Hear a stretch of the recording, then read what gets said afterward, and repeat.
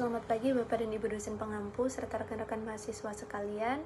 Nama saya Siti Roma dan hari ini saya akan mempresentasikan sebuah kajian strategis yang saya susun dalam bentuk proposal berjudul Pengembangan Potensi Ekonomi Provinsi Kalimantan Timur 2026 dan Vision 2026 berbasis hilirisasi dan digitalisasi.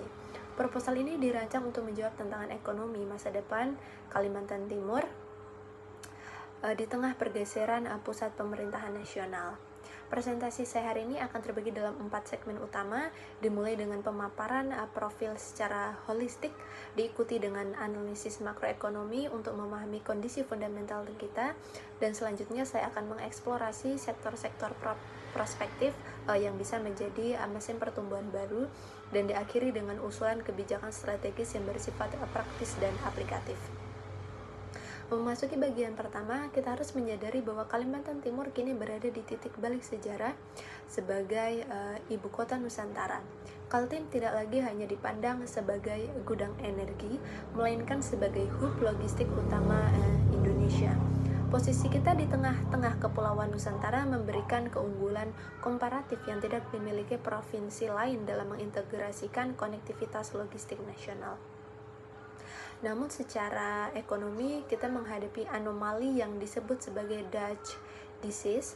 Hampir 40% PDRB kita masih bergantung pada sektor ekstraktif, yakni pertambangan batu bara dan migas.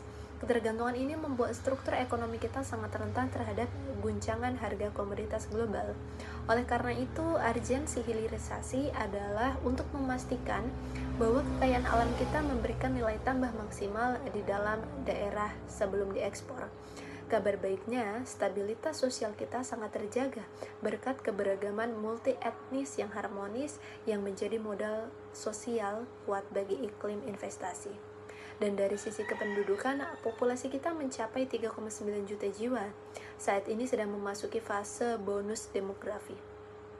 Pertumbuhan penduduk yang pesat di Balikpapan dan Samarinda menunjukkan adanya konsentrasi tenaga kerja usia produktif. Namun tantangan besarnya adalah bagaimana meningkatkan kompetensi mereka agar tidak hanya menjadi penonton dalam pembangunan IKN, melainkan menjadi pemain kunci dalam transformasi ekonomi digital. Dan mari kita bedah data makroekonomi kita pada tahun 2023. Kalimantan Timur menunjukkan performa yang sangat impresif dengan pertumbuhan ekonomi mencapai 6,22%. Jika kita bandingkan, angka ini secara signifikan berada di atas pertumbuhan ekonomi nasional yang berada di angka 5,05%. Ini membuktikan bahwa mesin ekonomi Kaltim sedang bekerja dengan kecepatan tinggi. Meskipun PDRB per kapita kita sangat tinggi, mencapai angka fantastis yaitu 239 juta rupiah per tahun, kita masih memiliki catatan kritis pada tingkat pengangguran terbuka yang sebesar 5,31%. Terjadi diskoneksi di sini. Produktivitas daerah sangat tinggi karena padat modal di sektor tambang. Namun daya serap tenaga kerja lokal di sektor-sektor ahli masih perlu ditingkatkan. Ada gap kompetensi yang harus segera kita jembatani. Memasuki bagian ketiga, saya mengidentifikasi 3 sektor utama yang menjadi pilar diversifikasi ekonomi kita. Sektor-sektor ini dipilih karena memiliki multiplier efek yang besar bagi masyarakat lokal, terutama pelaku UMKM. Pertama, hilirisasi industri. Kita tidak boleh hanya menjual tanah dan air, kita harus mengolahnya. Kedua, jasa konstruksi dan logistik pendukung IKN ini adalah peluang emas bagi subkontraktor lokal. Dan ketiga, pariwisata bahari premium seperti di Berau. Melalui analisis SWOT, saya menemukan bahwa kekuatan kita adalah pada kekayaan aset.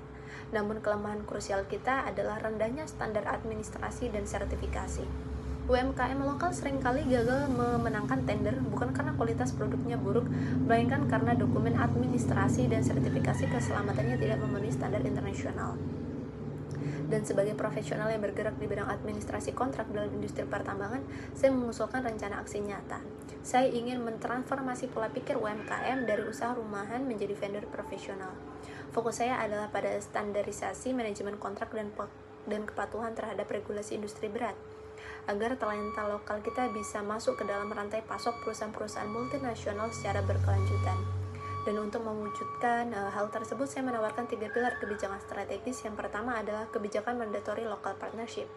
Kita mendorong regulasi daerah yang mewajibkan setiap investor masuk untuk bermitra dengan UMKM lokal dalam pengadaan barang dan jasa non-inti. Ini adalah cara tercepat untuk mentransfer pengetahuan dan standar kualitas ke pengusaha daerah. Pilar kedua adalah digitalisasi melalui platform Kaltim Contract Hub.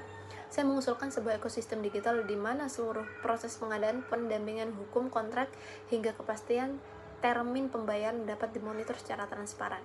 Hal ini akan mengurangi resiko gagal bayar yang sering menghantui UMKM kecil saat bekerja sama dengan proyek besar. Dan pilar ketiga adalah insentif fiskal. Kita perlu memberikan potongan pajak bagi investasi minimal 10 miliar rupiah yang fokus pada sektor non-tambang dan mampu menyerap minimal 50 tenaga kerja lokal. Ini adalah strategi jangka panjang untuk melepaskan ketergantungan kita dari energi fosil menuju ekonomi hijau yang lebih stabil dan berkelanjutan. Dan sebagai penutup, tantangan Kaltim tahun 2026 adalah tentang ketahanan atau resilience. Pertumbuhan 6,22 harus kita jaga, namun kualitasnya harus ditingkatkan. Implikasi dari proposal kini bukan hanya kenaikan angka statistik, melainkan standarisasi manajemen risiko kontrak dengan pemberdayaan talenta lokal yang nyata. IKN adalah peluang, namun persiapan kita adalah kunci kemenangan. Dan seluruh paparan ini disusun berdasarkan referensi mutakhir dari BPS 2024, laporan Bank Indonesia, dan rencana induk IKN dari Bappenas.